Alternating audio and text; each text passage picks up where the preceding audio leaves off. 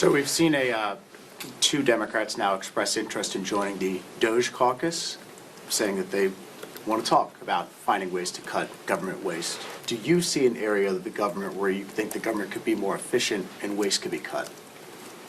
I always feel that there are efficiencies in organizations. When I helped run a city, I felt the same way with a budget that had a lot less zeros than we deal with today.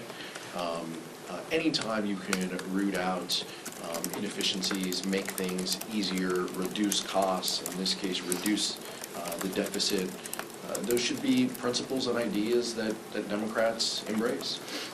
We don't want people harmed in those changes, but the idea of, one, being bipartisan and working together, and two, rooting out waste and abuse is something that we're supportive of. How we go about this is the piece that the administration will guide. And so not every Democrat will sign on to those efforts because we're fearful in the way that it's going to be used. But the principle of inefficiencies and lowering deficit is something that we should support.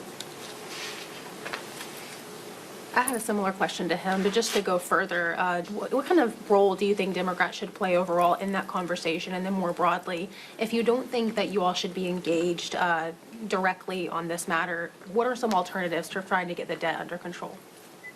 We'll see what this, there's two separate things, right? I mean, the question was about this kind of DOGE caucus that is potentially congressional members.